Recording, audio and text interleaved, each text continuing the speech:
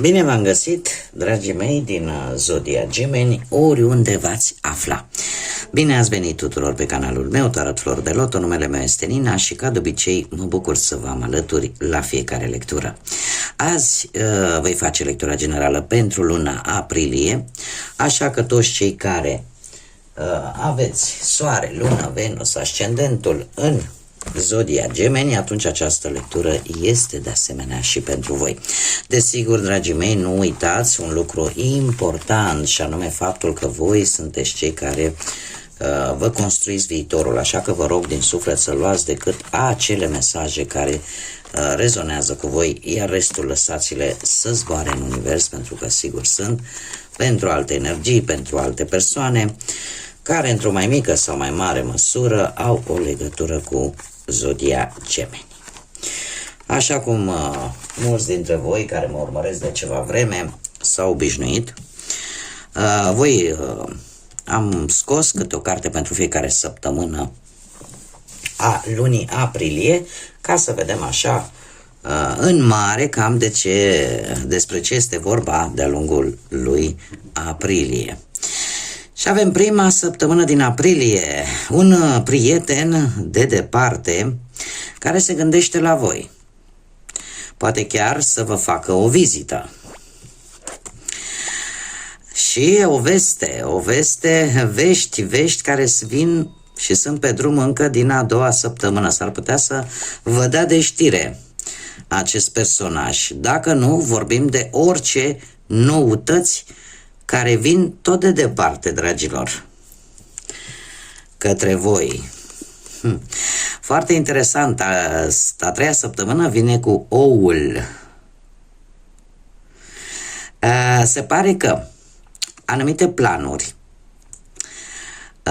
planuri bune și o muncă foarte intensă pe care voi ați depus-o vor avea succes. Ceva va avea succes aici, indiferent de ce aspect al vieții vorbim, că vorbim de bani, de muncă sau de viață sentimentală, e un succes asigurat în urma unui plan bine pus la punct și a unei munci asidue. Iar a patra săptămână vine cu mâna care ne vorbește de un sprijin, de un ajutor, de o ghidare de care voi veți avea parte. Trebuie să vă spun un lucru, luna aprilie, în afară de faptul că vom celebra creștinii, indiferent că sunt catolici sau ortodoxi, se va celebra Sfintele Sărbători Pascale și cu această ocazie chiar țin să vă urez tuturor multă liniște, multă pace, multă lumină în suflete, în gânduri și în viața voastră. Iar vis-a-vis de acest ou, trebuie să vă mai spun că avem două lucruri importante de-a lungul lui aprilie. Și avem, începând cu data de 7 aprilie, deja Mercur iese din retrogradare, da, și începe să-și reia cursul său firesc, chiar dacă vor mai dura așa vreo 2-3 zile până pe 10 aprilie. Lipsa asta de comunicare și pe voi v-a afectat în mod direct, mai ales că este guvernatorul Zodiei Gemeni, Mercur, deci cumva veți ieși din această stare în care nu prea ați comunicat voi bine, în care lucrurile parcă nu au funcționat așa cum erați voi obișnuiți. Plus de asta, dacă vi s-a mai stricat ceva prin casă, vreun aparat electronic, electric, asta se întâmplă când este Mercur retrograd. Dar, apropo de acest lucru, pe data de 13 aprilie avem lună plină, sau mai este supranumită prima lună din aprilie, este luna oului. De ce? Pentru că este prima lună plină care cumva e premergătoare Sfintelor Sărbători Pascale. Este o lună plină care ne vorbește de gestație și de acele lucruri de care trebuie să avem grijă, pentru că ele, după o anumită perioadă de timp, vor da rezultatele scontate, rezultatele pe care voi le așteptați. Așa că Per total așa, eu zic că nu este o lună rea, cel puțin per ansamblu, așa ce am reușit eu să văd până acum. Haideți să vedem ce ne spune tarotul pentru dragii mei din Gemeni în luna lui aprilie.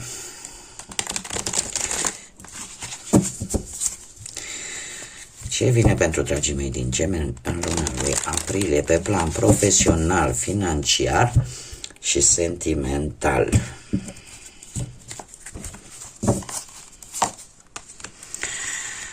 Dragilor, voi ați avut, unii dintre voi chiar ați avut un anumit succes în ceea ce privește viața profesională. Și eu aș spune că chiar v-ați bucurat de o recunoaștere a meritelor în ceea ce privește, nu știu, poate la locul de muncă, sau ați obținut voi un job mai bun decât poate v-ați fi imaginat, deci ați avut o victorie recent. În prezent sunteți foarte implicați mulți dintre voi pe partea asta spirituală sau sunteți într-o fază de studiu în care să faceți, nu știu, vreun curs și sunteți într-un dialog poate foarte bun cu vreun profesor, cu cineva foarte înțelept, cineva care să vă dea cele mai bune sfaturi. Dacă nu vorbim de acest lucru, vorbim de situația în care voi sunteți mult mai înțelepți și nu mai dați așa, cum să spun eu, nu mai vă schimbați așa brusc punctele de vedere, da? Este, ca să zicem așa, tocmai pentru că voi sunteți foarte comunicativi, foarte flexibili, tindeți câteodată să vă schimbați foarte rapid de opinii, de păreri, da? Pentru că există acea curiozitate a gemenilor. Acum, în ceea ce privește situația voastră profesională în prezent, se pare că duceți niște negocieri care depind foarte mult de munca în comun.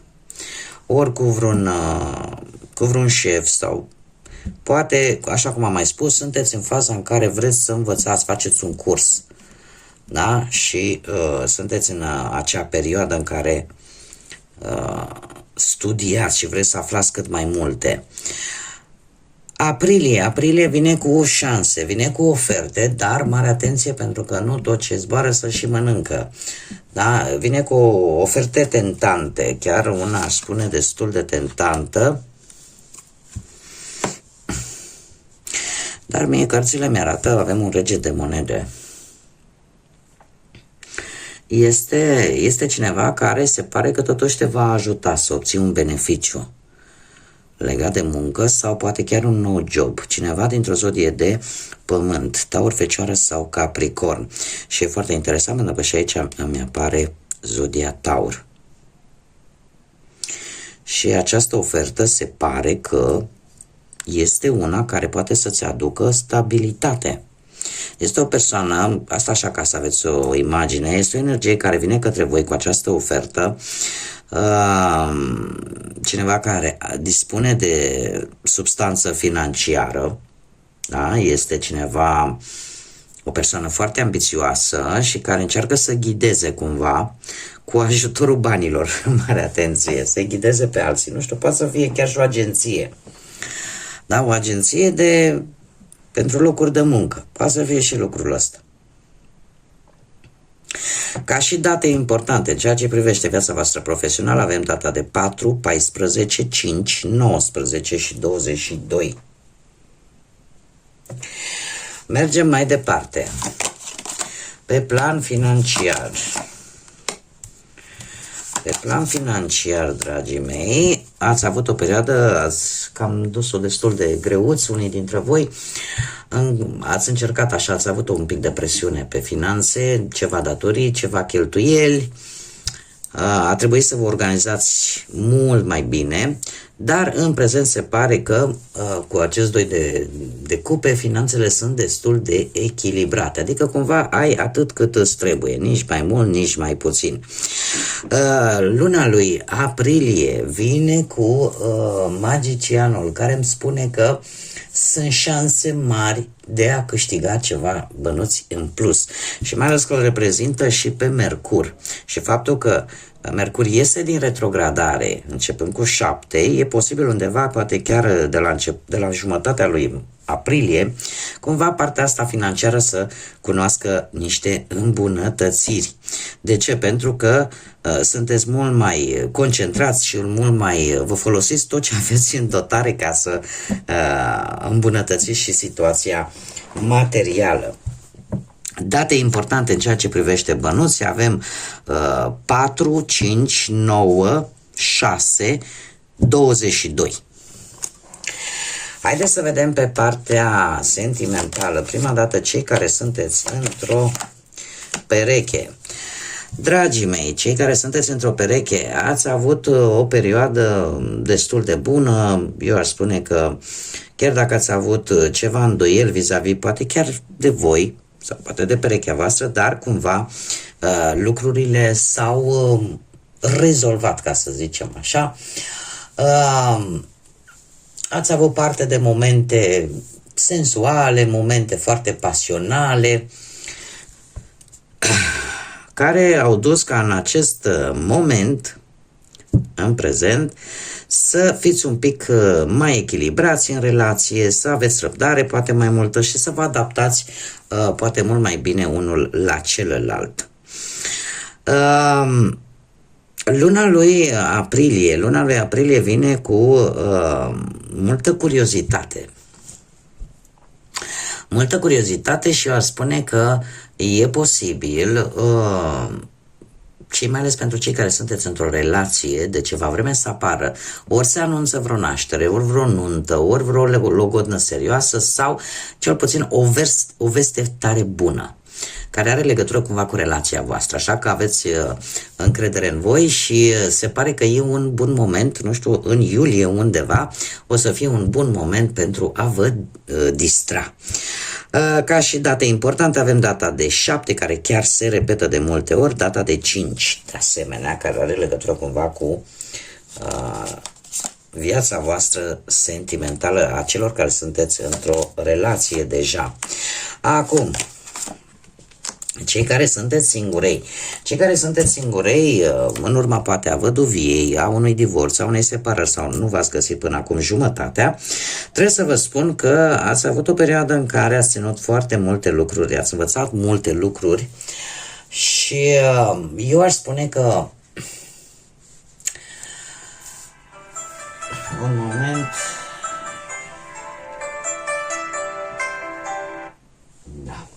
Să-mi iau și eu tratamentul bun.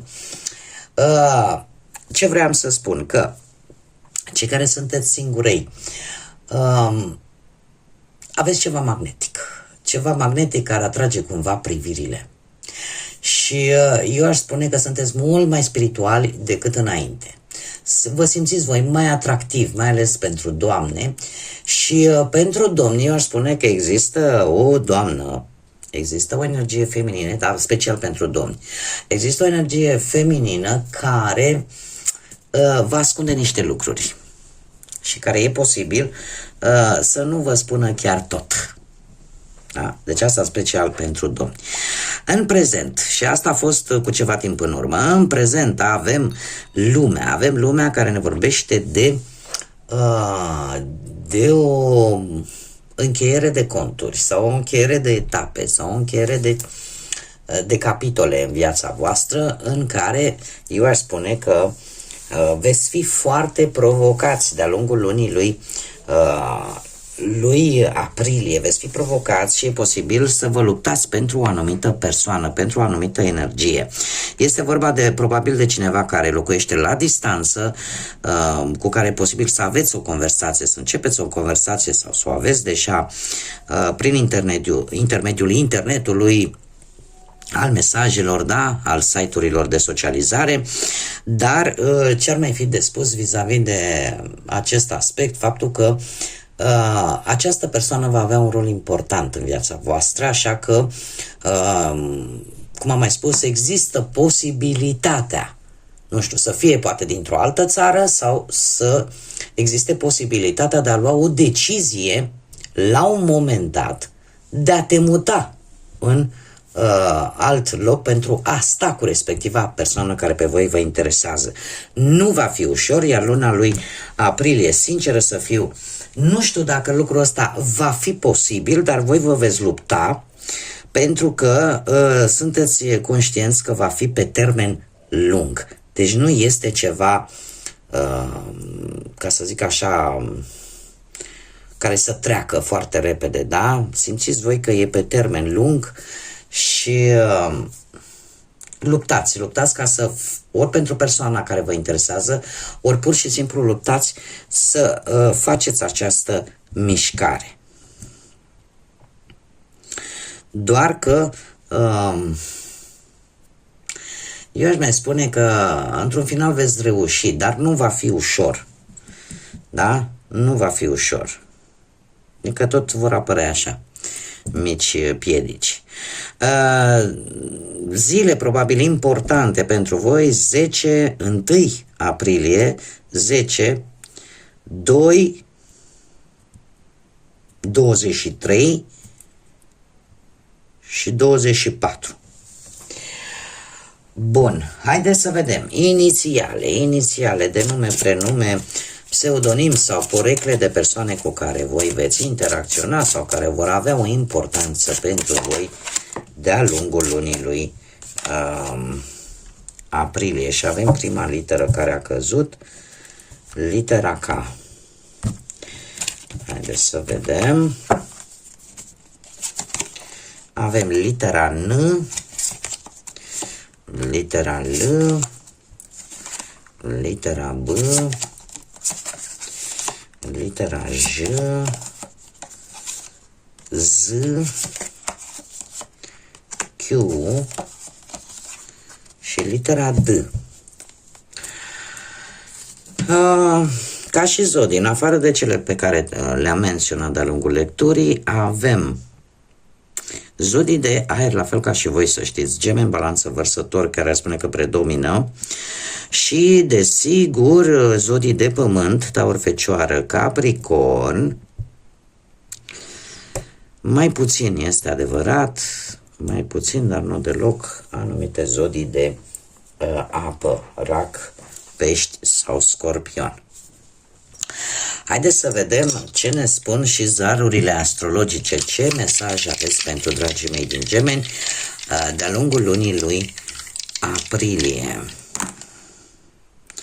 Și avem casa 11, zodia Rac, așa, și pe Venus. Dragilor, casa 11 ne vorbește de lucruri care, cum să spun, care te-au prin surprindere, de surprize, practic, de noroc, de partea ta norocoasă, ca să zic așa, de evenimente sociale, posibil. Faptul că avem și zodia Rac, asta îmi spune că este legat în mare parte de familie, relație și poate chiar copii. Sau poate de o persoană, cineva drăguț, cineva sensibil, dar și foarte vulnerabil, care poate să aibă legătură cu zodia Rac. Venus de asemenea vorbește de iubire. Vorbește de iubire, de plăceri, de ceea ce tu îți dorești pentru a te simți tu bine. Și de asemenea ne vorbește de acea nevoie de iubire. Dar, de asemenea, Venus vine și cu reușite, cu dorințe care se activează. Așa că, dragilor, se pare că anumite dorințe care țin foarte mult sau în principal țin de relație, de familie, de copii și care vin, cum să spun, vin pe nepusă masă, dar vor fi lucruri care îți vor da speranță, vor fi lucruri care cum să spun eu, care vor veni de o manieră foarte bună, surprinzătoare este adevărat, dar foarte bună pentru voi și care e posibil să aibă legătură chiar și cu norocul vostru. Să spui, domne, ce norocos sunt, poate că, uite, am o relație așa cum e, sau uite, o reușită poate a unui copil, o reușită a perechii voastre.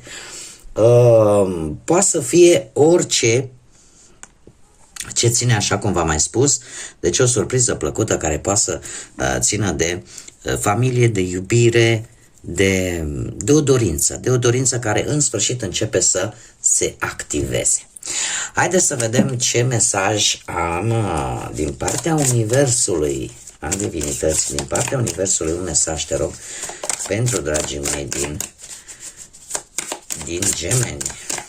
Un mesaj, te rog.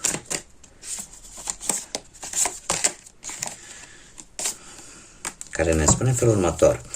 A te compara cu alții, asta te va ține blocat într-un ciclu al vinovăției și al rușinii. Așa că și tu vei continua să te separi de toate binecuvântările pe care noi ți le trimitem. Te va face să te simți mică și trebuie să înțelegi că fiecare are propria lui călătorie. Și întotdeauna partea divină va lăsa ca lucrurile să se întâmple la un moment dat, divin. Ai răbdare pentru că timpul tău va veni. Este de fapt un îndemn pentru mulți dintre voi probabil de a nu vă mai compara cu alții. Pentru că asta nu face altceva decât să vă blocheze vouă dezvoltarea. Asta vă face pe voi să aveți o proastă imagine despre voi înșivă și vă face să vă simțiți mici pe lângă alte persoane care poate au succes, poate se descurcă foarte bine. Fiecare avem propria noastră călătorie în această lume. Fiecare avem propriul nostru rol, venim cu un scop bine determinat în această lume. Așa că, decât să continuați să vă tot comparați cu alții și să vă coborâți pe voi și vibrația voastră, cel mai bine este să înțelegeți acest lucru, că suntem diferiți și suntem unici. Fiecare în felul nostru suntem unici. Avem ceva care ne diferențiază. Cel puțin un lucru, nu mai zic mai multe. Da? Aveți încredere în timpul divin și faptul că momentul vostru de strălucire e pe drum. Așa că nu vă dezamăgiți. Bun, dragii mei, cam atât am avut pentru voi. Ținând cont că luna aceasta, așa cum v-am și spus, avem și sărbătoarea Sfintelor, avem Sfintele Sărbători de Paști. Eu vă doresc să aveți parte de multă lumină. De multă lumină, de multe lucruri bune, de multă energie pozitivă și cred că cel mai important, de multă liniște. De foarte multă liniște, pentru că atâta timp cât suntem liniștiți, atâta timp cât ne clarificăm un pic mintea și sufletul, atunci vedem lucrurile mult mai bine și mult mai clar. Până data viitoare, când ne vom reîntâlni la o nouă lectură, eu vă doresc tot binele din lume și, desigur, să fiți iubiți.